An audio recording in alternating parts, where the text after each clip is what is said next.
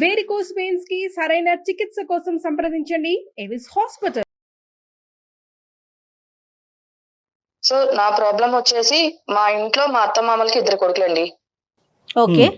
So పెద్ద ఆయన వాళ్ళ వైఫ్, నేను, మా హస్బెండ్, మా వారు రెండో వారు.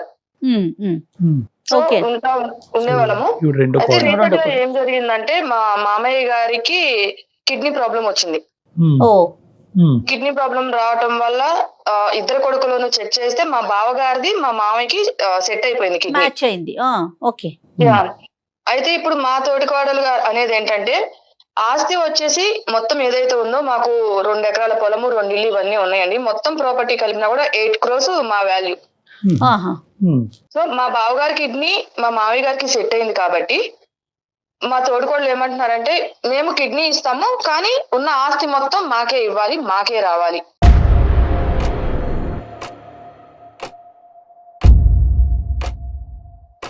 అని ప్రపోజల్ పెట్టారు. ఓకే. ఓకే. అంటే మీ సో బావగారి అదే- ప్రపోజలా మీ తోడుకోడలు తోటికోడల ప్రపోజల్ అమ్మా? మా తోడుకోడలు ప్రపోజల్.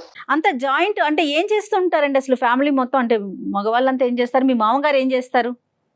మా మామయ్య గారు వచ్చేసి వ్యవసాయం అవి చేసుకుంటూనే ఇంట్లో ఉంటూ మొత్తం పొలాలు కౌలుకి ఇచ్చేసి అవన్నీ చూసుకుంటూ ఉంటారు ఈయన. సో మా బావగారు మా హస్బెండ్ ఇద్దరు కూడా జాబ్ చేస్తుంటారు. ఓకే. ఓకే. Okay okay. అంటే ఇది ఈ పరిస్థితి రాకముందు మామూలుగా అన్నదమ్ముల మధ్యన కానీ తోటికోళ్ళ మధ్యన మీకుని మీ తోటికోళ్ళ మధ్యన రిలేషన్షిప్ ఎలా ఉందాం జనరల్ గా? అంటే ఈ ఆస్పెక్ట్, ఈ సిక్నెస్ రానంత వరకు ఓకే సార్, బానే ఉండేది, ఇబ్బంది అయితే ఉండేది కాదు కానీ బట్ ఏ ఇంట్లో అయినా చిన్న చిన్న మనస్పర్ధలు అయితే ఉంటాయి కదా. అంటే అవునా? జాయింట్ ఫ్యామిలీ అమ్మా, అందరూ కలిసి ఉంటారా? అవునండి. ఓకే. అత్తయ్య అండి, అత్తయ్య మళ్ళీ మీకు పిల్లలు? పిల్లలు ఉన్నారండి, మాకు 2 పిల్లలు అండ్ మా బావగారి వాళ్ళకి కూడా 2 పిల్లలండి. ఇప్పుడు ఈ ఇతను సిక్నెస్ ఎప్పటి నుంచి అమ్మా? ఇతను కిడ్నీ సమస్య ఎప్పటి నుంచి ఉంది? 6 months నుంచి ఉందండి. చూసేదంతా మీరమ్మా? అంటే బేసికలీ అవును. సర్వీస్ అంతా మీది? మాది ఏది మందులు అందించడం గానీ, హాస్పిటల్ విజిట్స్ గానీ, డాక్టర్ చెప్పిన సలహాలు ఫాలో అవటం గానీ ఇదంతా ఫాలో మీరు? అవటం కానీ ఆయన దగ్గరుండి చూసుకోవటం కానీ ఏదైనా టైం టు టైం ఫుడ్ పెట్టడము, మెడిసిన్స్ ఇవ్వడం కానీ అన్ని మేమే చూసుకునే వాళ్ళం. మరి ఆవిడ ఏం చేస్తున్నారు? ఆవిడ గానీ ఆవిడ- లేదంటే మీ బావగారు ఏం గానీ? లేదండి, జస్ట్ పైన మా తోడుకోవడం మెంటాలిటీ ఏంటంటే పైన షాప్ చేసేసి మొత్తం బాధ్యత నేనే తీసుకుంటున్నాను, ఈ ఇంటి మొత్తాన్ని నేనే నడిపిస్తున్నాను అన్న వేలో క్రియేట్ చేస్తారు బయట చూసే జనాలకి. అర్థమైంది. కానీ ఇది ఒక ఎత్తు. కానీ అన్నదమ్ములు ఏమనుకుంటా ఉంటారు అంటే మీ ఇద్దరు తోటికోళ్ళ డిస్కషన్ ఒకటే, ప్రధానంగా బాధ్యత వాళ్ళిద్దరిది కదా, వాళ్ళు ఏమంటా ఉంటారు ఈ ఇష్యూలో? అంటే డొనేషన్ చేయడానికి అతను రెడీ అయినా? మా డొనేషన్ చేయడానికి మా బావగారు రెడీ. మీ మామగారు రెడీ అయినా తీసుకోవటానికి? ఎప్పుడైతే ఇంకా ఆయనకి ప్రాణాల మీదకి వచ్చింది, ఖచ్చితంగా ఇంకొక కొన్ని డేస్ లో ఆపరేషన్ చేయాలి అని అన్నారు. సైలెంట్ గా ఉన్న మనిషికి వస్తా ఇప్పుడు మళ్ళా వచ్చి ఓకే నేను ఇస్తాను కానీ మాకు ఆస్తి మొత్తం ఏదైతే ఉందో అదంతా మా పేరు రాయాలని చెప్పేసి అంటున్నారు.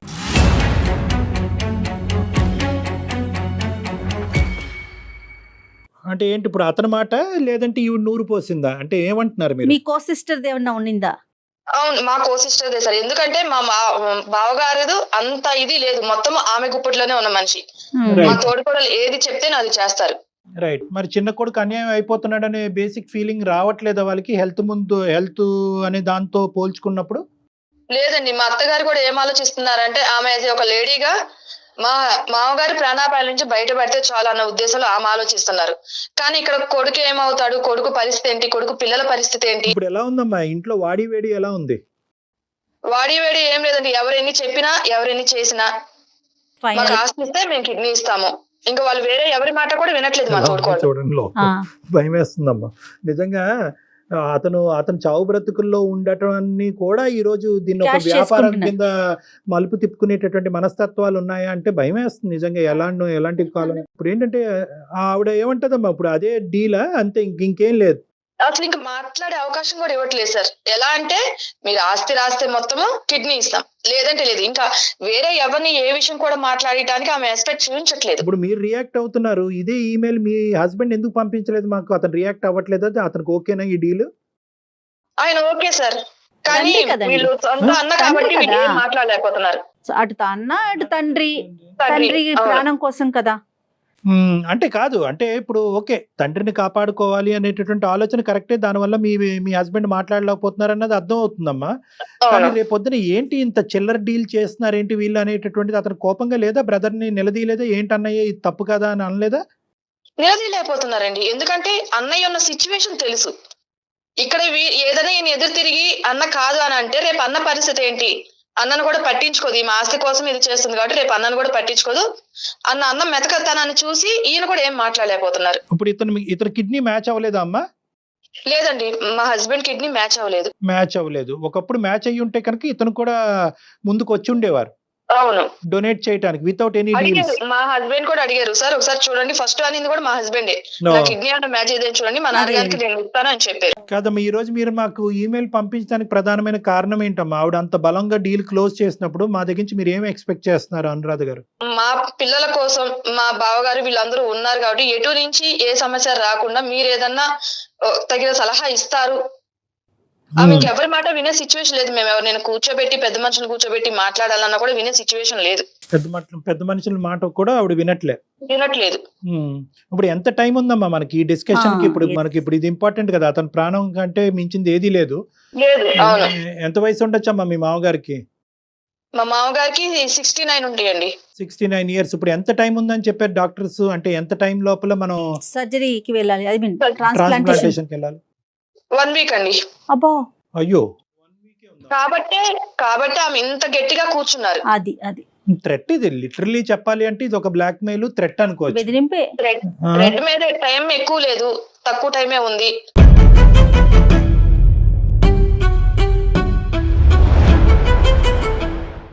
సో మా ఆయన కిడ్నీనే సెట్ అయింది కాబట్టి ఎట్టి పరిస్థితుల్లో వీళ్ళు ఒప్పుకోవాల్సిందన్న ఒక మూర్ఖపు మెంటాలిటీ మీదే తను నిలబడి ఉన్నారు.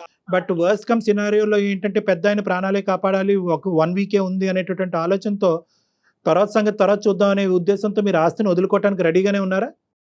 సో ఇక్కడ 2 ఉన్నాయి సార్. ఒక పక్క మామయ్య గారి పెద్ద మనిషి, ఆయన ప్రాణం. రెండో పక్క 2 ఆడపిల్లలు, చిన్న పిల్లలు. ఎవరు? మీకు. నాకు. అది వాళ్ళ భవిష్యత్తు అనేది ఇక్కడ నిర్ణయిస్తున్నట్టుగా అవుతుంది, అంతే కదమ్మా? అవును అవును. Right right. సో రెండిట్ల మధ్యన చిక్కుకుపోయారు మీరు ఇప్పుడు. అవును. కానీ మా వాళ్ళు ఏదైనా గవర్నమెంట్ జాబ్ అయితే మనకి ఫ్యూచర్ హోప్స్ అనేది ఉండేది సార్. ఈయన చిన్న ప్రైవేట్ జాబ్, ఈయనకొచ్చే జీతంతో 2 ఆడపిల్లల్ని చదివించి. బావగారండి, ఒకటేంటంటేనమ్మా, ఇది నేను ఒక డాక్టర్ లీగల్ ఇష్యూస్ మాట్లాడకూడదు, కానీ ఎన్ని ఒప్పందాలు జరిగినా కూడా పెద్దవాళ్ళ మధ్యన అతని కిడ్నీ గురించి ఇవ్వచ్చు, హార్ట్ గురించి ఇవ్వచ్చు, కానీ ఏంటంటే at the end of the day 2 కొడుకులకి ఈక్వల్ రైట్స్ ఉంటాయి. అవునండి. ఆ విధంగా ఇప్పుడు ఏంటంటే ఆ యాంగిల్లో మనం వెళ్ళకూడదు అనేటటువంటి ఉద్దేశంతో, సానుకూలంగా సెటిల్ చేయాలనే ఉద్దేశంతో ఈ రోజు ఇలా మాట్లాడుకుంటాం. నిజంగా ఇది దాని వరకు వస్తే కనుక ఇద్దరికి సమాన హక్కులు ఉంటాయి. సమాన హక్కులు ఉంటాయి. ఈవెన్ లీగల్ గా కూడా వెళ్ళొచ్చండి, అంత టైం ఉన్నట్లయితే. లీగల్ గా వెళ్ళొచ్చు, ఇప్పుడు వెళ్ళొచ్చు, రేపు పొద్దున ఆపరేషన్ అయిన తర్వాత కూడా వెళ్ళొచ్చు. కానీ ఏంటంటే ఆ పోరాటం ఎలా ఉంటుందంటే ఇంకా మొత్తం కుటుంబాన్ని అంతా విడదీయటం అవుతుంది. రెండో అంశం ఏంటంటే అది ఆ లీగల్ లెక్క చెల్లాలి అంటే కనుక కొన్ని సంవత్సరాలు పట్టొచ్చు. అలానే మామయ్య గారు అయితే ఎవరైతే ఉన్నారో ఆయన కూడా ప్రాణాలు ఇది ఉండాలి కదా. అదేలేం. సో ఏదన్నా కూడా ఒక సానుకూలమైనటువంటి వాతావరణంలో నిర్ణయం తీసుకుంటే మంచిది అన్నట్టుగా మీరు మార్క్ చేశారు. ఒకసారి ఏమైనా మాట్లాడదామండి మీ కో సిస్టర్ తో, ఆవిడ మాట్లాడతారా? తప్పకుండా మేడం, ఒకసారి కలుపుతాను. కలపండి. మీరు మాట్లాడే వ్యక్తి మీ కాల్ ని హోల్డ్ లో పెట్టారు, దయచేసి లైన్ లో వేచి ఉండండి. ఆప్కా కాల్ హోల్డ్ పర్ హై. హలో అక్క. చెప్పమ్మా. ఎక్కడున్నారక్క? ఇంట్లో ఉన్నాను. నువ్వు ఇంకా ఊరికి రాలేదా? లేదు. ఎలా ఉంది ఇప్పుడు మామయ్య గారికి? ఎలా ఉంది? హాస్పిటల్ తిరుగుతున్నాం, వస్తున్నాము. ఇంకొక వారం రోజుల్లో ఆపరేషన్ ఉంది కదా, నువ్వు ఇంకా అక్కడే కూర్చుంటావా? లేదు, రావాలి. కానీ మీరు ఆస్తి గురించి ఏమన్నా ఇంకొకసారి ఆలోచించారా? ఇప్పుడు ఆలోచించడం ఏముంది? కాదక్క, ఇప్పుడు మీరే మొత్తం కావాలి అంటే మరి మాకు ఇక్కడ 2 ఆడపిల్లలు ఉన్నారు కదా, చిన్నపిల్లలు, వాళ్ళ భవిష్యత్తు గురించి అయినా ఒకసారి ఆలోచించి మళ్ళీ నిర్ణయం తీసుకోండి అక్క. అయినా ఇంత రిస్క్ తీసుకొని మేము కిడ్నీ మార్పిచ్చి బావగారిని మేము ఎట్లా చూసుకోవాలా? ఒక మనిషిని ఆయనని గాజు బొమ్మలాగా కాపాడుకొని రావాలి. ఆయనని ప్రాణం పనంగా పెట్టి మామగారికి ఒక జీవితాన్ని ఇస్తుంటే నువ్వు ఇలా మాట్లాడడం నాకు అర్థం కావడం లేదు. సరే అక్క, ఎన్ని చెప్పినా నువ్వు వినాలా లేవు. అందుకే అందమైన జీవితం అనే ప్రోగ్రామ్ నేను మెయిల్ పెట్టాను, మన ఇష్యూ గురించి, మన సమస్య గురించి. వాళ్ళెందుకమ్మా, అత్తయ్య గారు అన్ని నిర్ణయం తీసుకున్న తర్వాత మళ్ళీ మాట్లాడడం. నమస్తే అమ్మా.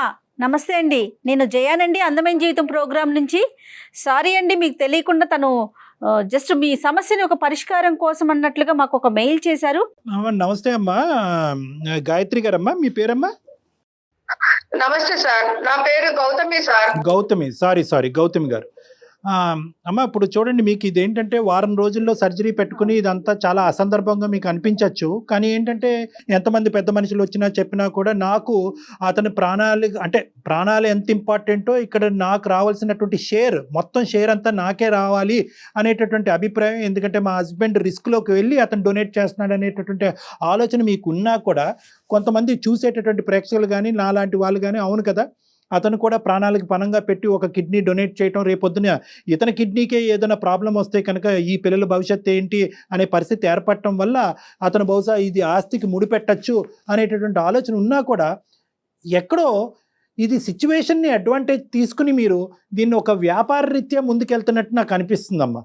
అంటే ఈ వర్డ్ నాకు అంటే మీరు ఎంత సేవ చేస్తున్నారు మీ మామగారికి, మీరు ఎంత ముందుకు రావాల్సింది వచ్చింది. ఎందుకంటే ఎంత తండ్రి అయినా కూడా డొనేట్ చేయటం అనేటటువంటిది ఒక పెద్ద ప్రక్రియ. ఎందుకంటే డోనర్కి రెసిపియంట్కి ఈక్వల్గా హెల్త్ రిస్క్ ఉంటుంది.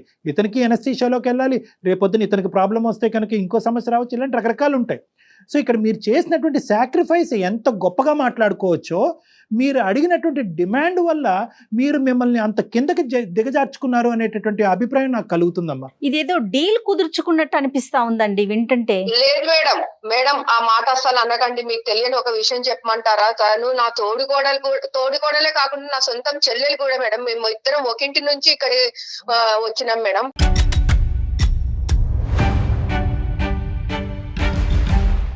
ఓన్ సిస్టర్స్ అండి మీ ఇద్దరు? అవునండి. మరి అనురాధ దగ్గర అసలు మాట అనలేదు మీరు? నేను అనకపోవడానికి ఇక్కడ ఒక రీజన్ ఉంది మేడం. తిను ఏదైతే ఆస్తి కోసం పోరాడుతుందో అంతకుముందు మా పుట్టింటి వాళ్ళతో కూడా మాకు రావాల్సిన డబ్బులు ఏదైతే ఉన్నాయో అవి కూడాను నేను పెద్ద కూతురుగా నేను బాధ్యత తీసుకున్నప్పుడు నువ్వు అన్ని కూడా తనకే ఇస్తారు, తనకే చేస్తారని ఈవెన్ మా తల్లిదండ్రుల మీద కూడా గొడవ పెట్టుకొని వచ్చిందండి.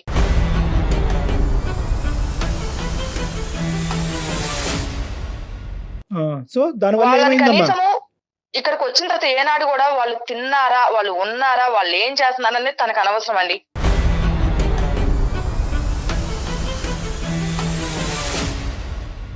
సార్ ఎనస్థీషియా ఇచ్చిన తర్వాత ఆయన ఒక పేషెంట్ లాగా అయిపోతాడు. ఇంకా ఎవరు సార్ మాకు చేసేవాళ్ళు? ఆయన ఒక కిడ్నీ ఇచ్చిన తర్వాత ఎంత ఆరోగ్య సమస్యలు. అమ్మా నిజ జీవితంలో ఏంటంటే పేషెంట్ అయ్యేదానికి అంటే ఎనస్థీషియా ఇవ్వటం వల్ల ఒక రిస్క్ తీసుకుంటారని మనం మాట అంటున్నామే గానీ రిస్క్ ఫ్యాక్టర్ అసలు ఎంత వరకు ఉంటుంది డాక్టర్ గారు? Medical risk factor 30% ఉండొచ్చమ్మా. ఎందుకంటే డోనర్కి ఎందుకంటే కనుక ఒకటి ఎనస్థీషియా అనేటటువంటి అంశం, రెండోది ఏంటంటే ఒక మేజర్ సర్జరీ అనేటటువంటి అంశం, మూడోది ఏంటంటే కనుక తండ్రికి కిడ్నీ డిసీజ్ ఉంది కాబట్టి కొడుకు కూడా కిడ్నీస్ ఇన్ఫెక్షన్ రావచ్చు అనేటటువంటి మూడో అంశం. నాలుగో అంశం ఏంటంటే 2 కిడ్నీలు ఉండేటటువంటి వ్యక్తి ఒక కిడ్నీ పోయినా సర్వైవ్ అవ్వచ్చేమో కానీ ఇప్పుడు పెద్ద ఆయన ఒక కిడ్నీ డొనేట్ చేస్తే కనుక ఇతను సింగిల్ కిడ్నీతో పోరాడాలి. సో ఇటువంటి రిస్క్ అయితే మాత్రం ఒక 30% ఉంది అని మనం చెప్పుకోవచ్చు. కానీ దాన్ని డొనేట్ చేయటం వల్ల ఆ రోజు నుంచే డొనేట్ చేసిన రోజు నుంచి ఇతను పేషెంట్ అయిపోతాడు కాబట్టి బెడ్ రిడెన్ అయిపోతాడు అంటానికి లేదు. అతనికి కంపెన్సేషన్ గా మొత్తం ఆస్తి అంతా నాకే ఇచ్చేయాలి అనేటటువంటిది అది దుశ్చర్య, అది కరెక్ట్ కాదు. అది నేను ఆవిడకి అర్థమయ్యేటటువంటి విధంగా చెప్తున్నాను.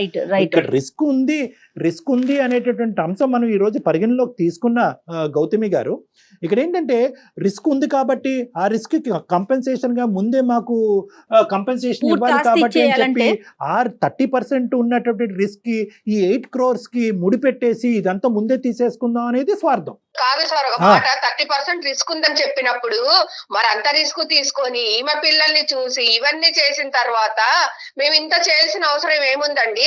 మా కిడ్నీ ఏమో పుణ్యానికి మా ఆయన కిడ్నీ దొబ్బేస్తారు.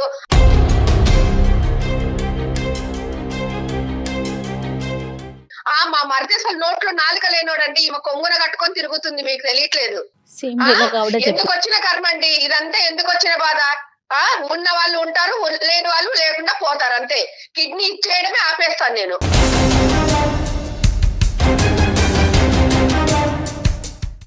ఎందుకు వచ్చింది మాకు ఈ బాధ చెప్పండి.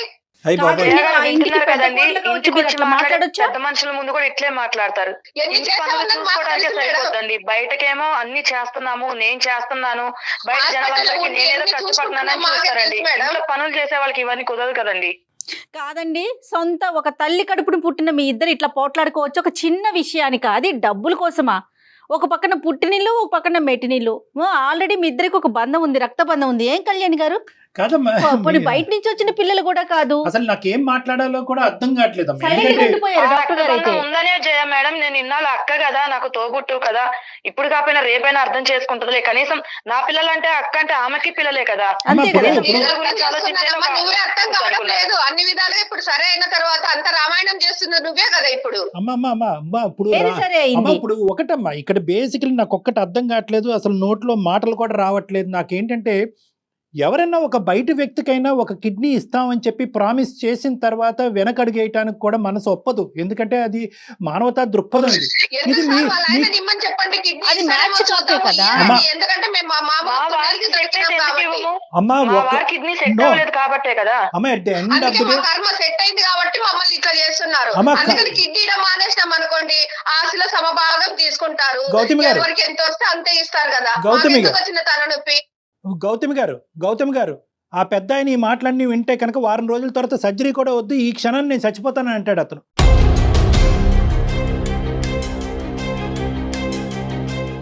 దయచేసి ఈ మాటలు ఇప్పటికైనా ఆపండి, కొద్ది కనువిప్పు రానివ్వండి, ఒక ఆలోచనతో మాట్లాడండి, ఒక మానవత్వం మాట్లాడండి ప్లీజ్. ఒక్క 2 నిమిషాలు వినండి. ఈరోజు అతను కిడ్నీ మ్యాచ్ అయ్యేటట్టు అయితే కనుక అతనే ముందుకు వచ్చి ఉండేవాడు. ఇక్కడ మ్యాచింగ్లు మిస్ మ్యాచింగ్లు అనేది కాదు, మనిషి ప్రాణం కదా.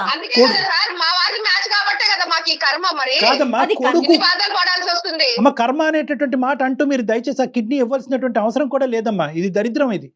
ఎందుకంటే కనుక ఆ కర్మ అనుకునేటటువంటి ఆలోచనతో మీరు మీ ఆయన ముందుకు వచ్చి కిడ్నీ ఇచ్చినా కూడా మ్యాచ్ అయినటువంటి కిడ్నీ మిస్ మ్యాచ్ అవుతుందేమో. అది బాధ్యత కాదా మీకు? ఎందుకంటే ఇవ్వటం అనేటటువంటిది కేవలం శారీరకమైనటువంటి మ్యాచింగ్ ఒకటే కాదమ్మా, సైకలాజికల్ మ్యాచింగ్ అనేది కూడా ఇవ్వాలి, ఉండాలి. అక్కడ ఇచ్చేటటువంటి వాళ్ళు అమ్మ ఇచ్చేటటువంటి వాళ్ళు బాధ్యత అంటే ఏంటక్క? 8 కోట్ల ఆస్తి వచ్చేటప్పుడు కిడ్నీ ఇస్తారు, అదే ఆస్తి రాకపోతే కిడ్నీ ఇవ్వరు. ఇదేనా మీ బాధ్యత? మీ బాధ్యత అనేది ఇక్కడ కనిపించట్లేదా జనాలకి?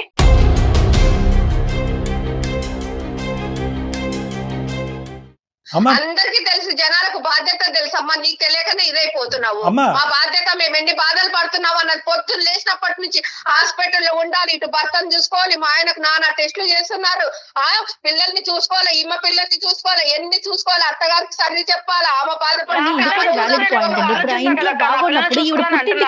పిల్లలు చూసుకునేటప్పుడు నువ్వు ఆలోచిస్తావు కదా. కాదమ్మా పిల్లల గురించి ఆలోచన రావట్లేదు. అనురాధ ఇప్పుడు ఒకటి ఇక్కడ ఏంటంటే ఆవిడ ఎప్పుడైతే కనుక కిడ్నీ ఇవ్వటానికి డబ్బులకి ఆస్తులకి ముడిపెట్టిందో ఆవిడ ఆటోమేటిక్ గా చెడు అనే కేటగిరీలోకి వెళ్ళిపోయింది. కానీ ఇక్కడ ఆవిడ చెప్పేటటువంటి ఒక వ్యాలిడ్ పాయింట్, మిమ్మల్ని అడగవలసినటువంటి ఒక ముఖ్యమైనటువంటి అంశం ఏంటంటే, ఇంట్లో ఇంత స్ట్రెస్ టెన్షన్ ఉన్నప్పుడు, ఆవిడ అంత కష్టపడుతున్నప్పుడు మీరు ఎందుకు ఆ బాధ్యతను పంచుకోవట్లేదు? పోనీ హాస్పిటల్ పరమైనటువంటి అంశాల్లో మీరు అది చేసుకోలేనప్పుడు అట్లీస్ట్ కుటుంబానికి సంబంధించినటువంటి బరువు బాధ్యతలు మీరు చేపట్టచ్చు కదా. ఏ రోజు వచ్చి వంట చేయదండి, ఏ రోజు వంటగదికి వచ్చి వంట చేయదు. ఆమె పిల్లలు కానీ కనీసం అని అంటే తెలుసా, పెద్దమ్మని నా దగ్గరికి పరిగెత్తుకుంటూ వస్తారు. ఏదైనా కావాలంటే వాళ్ళు నన్నే అడుగుతారండి. నిద్ర మంచం లేస్తే పిల్లలు నా దగ్గరికి వస్తారండి, నన్నే ప్రతి ఒక్కటి అడుగుతారండి. మీరు రెస్పాన్సిబిలిటీ వంట చేయనీతి పిల్లలు వస్తారంటుంది కదా. వంట చేయకపోవడానికి కారణాలు ఏంటంటే, కూరగాయలు కోసి ఇచ్చి మొత్తం సిద్ధంగా పెట్టాలి, నేను వండాలి, నేను వండే నలుగురు తినాలి, ఈ అమ్మాయి చేస్తుంది వంట చేస్తుంది అనిపించుకోవాలా. నా పిల్లలు పెద్దమ్మ అది ఇది అంటే మొత్తం బీరువా తాళాలు గాని, డబ్బు వ్యవహారాలు గాని అన్ని ఆమె నడపాలి.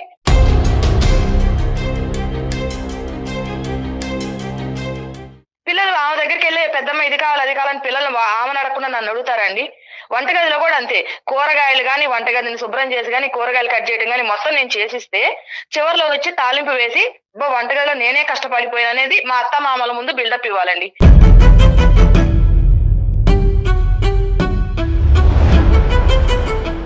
అమ్మ అనురాధ గారు అండ్ గౌతమ్ గారు దయచేసి వినండి. మీ తోటి ఎంత దారుణంగా మాట్లాడుతుందో చూసారు కదా సార్ మీరు.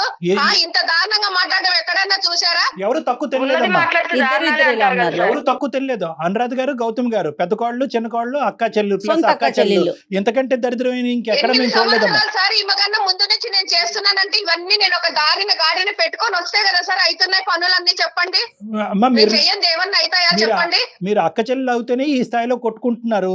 మీరు నిజంగా కూర్చున్నామా, అందంగా రెడీ అయినామా, ఏ ఫంక్షన్ లకు వెళ్ళాలన్నా ముందుండడము అంతే. వెనకాల మేము అన్ని చేపించి చెంది రెడీ చేసి పెట్టుకొని అన్ని చేస్తే పొద్దు నుంచి రాత్రి పడుకునేటప్పుడు వరకు ఎన్ని చెయ్యాలంటే అన్ని చేస్తున్నాము.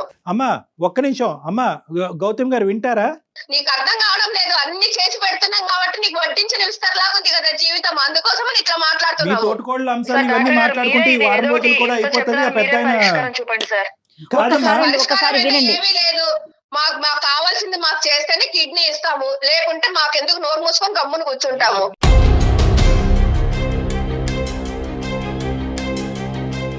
నీ కిడ్నీ ఇవ్వాల్సిన పరిస్థితి వస్తే ఇంకెంత రెచ్చిపోయేదాను. అతని కిడ్నీ కాబట్టి సరిపోయింది. అది కాదమ్మా గౌతమి, ఒక్క నిమిషం అమ్మా. కాదు సార్, నేను వేరు మా వారు వేరే అవుతారా సార్? అలా కాదమ్మా. మరి ఆయన తండ్రి కాదమ్మా, తండ్రి కాదా? బాధ్యత లేదా అతనికి? అవునండి, మరి మా వారికి ఒకటే తండ్రి కాదు కదా, మరి ఈమె కూడా మామగారు కదా, వాళ్ళ కరెక్టేనమ్మా, తండ్రి కదా. వాళ్ళ హస్బెండ్ కిడ్నీ అది మ్యాచ్ కావట్లేదు కదా. ఒకటేమో కుక్కిన పెయిన్ లాగా కూర్చొని చేయకుండా చడి చప్పుడు లేకుండా చెప్పేసి మా పెత్తనాలు జలాయిస్తుంది ఇప్పుడు. కాదమ్మా, అక్క, నువ్వు కాదు చేసేవన్నీ గౌతమి నా గారు, మీద ఎందుకు నెడుతున్నావు? గౌతమి గారు, చెప్పక్క. గౌతమి గారు, గౌతమి గారు, ప్లీజ్. ఇది ఒకటమ్మా.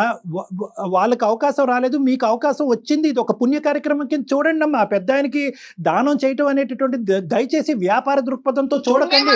అంత పుణ్యాలు చేసి మా ఆయన ఆరోగ్యాన్ని తృణప్రాయంలో పణంగా పెట్టేసి మేమంతా పుణ్యకార్యాలు చేసేసుకునేంత సాహసం మాకు లేదు సార్.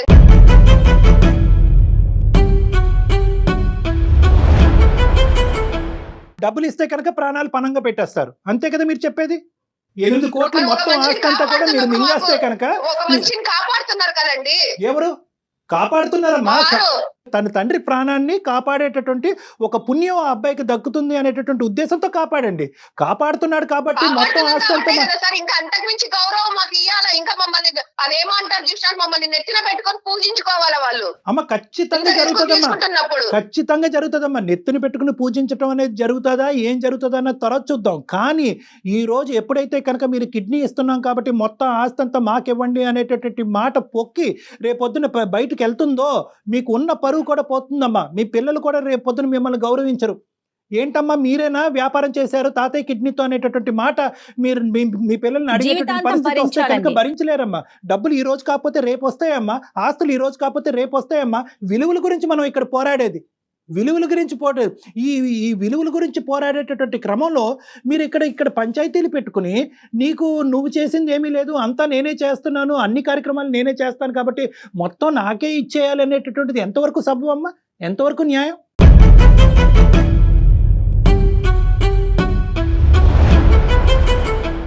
అతను పోతే పోయాడు, మేము కిడ్నీ మాత్రం ఇవ్వము, ఆస్తి వస్తే కనుక అతను బతికించుకుంటాం, లేదంటే అతను చచ్చిపోవటానికైనా అతను కొరువు పెట్టడానికైనా మేము రెడీ అనేటటువంటి పదాలు మీరు వాడుతుంటే మానవత్వం ఏ దిక్కుతోచని పరిస్థితికి పోతుంది అనేది భయం వేస్తుందమ్మా.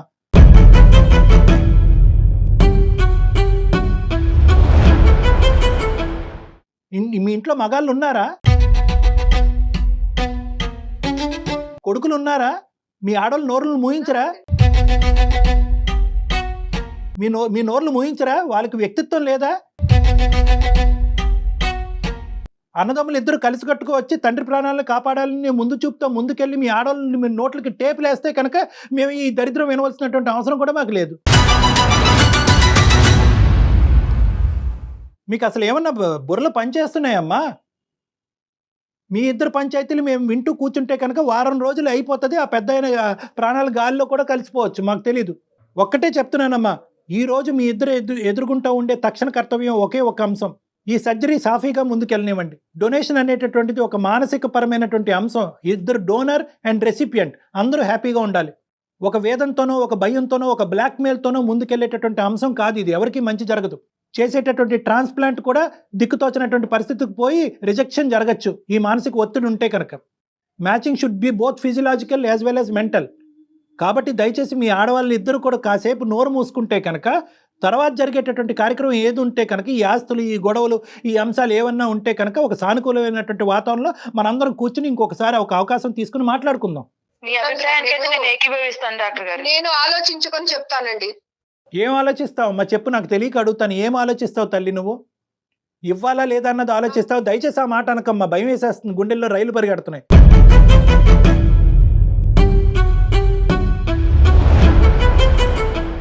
ఇవ్వాలా లేదా అన్నది ఆలోచిస్తావా? ఏం ఆలోచిద్దాం అనుకుంటున్నారు మీరు? నా దగ్గరికి రావడానికి ఆలోచిస్తారా? లేదంటే వేరే పంచాయతీ పెద్దల సమక్షంలో కూర్చుని మాట్లాడేదానికి ఆలోచిస్తారా, లేదంటే వారం రోజుల్లో కిడ్నీ ఇవ్వాలా లేదా అని ఆలోచిస్తారా? ఫస్ట్ ఇస్తావా లేదా? ఇస్తాం సార్, ఓకే. ఇస్తాం సార్. ఇచ్చిన తర్వాత ఏం చేద్దాం? సార్ ముందైతే కిడ్నీ ఇవ్వమని చెప్పండి సార్.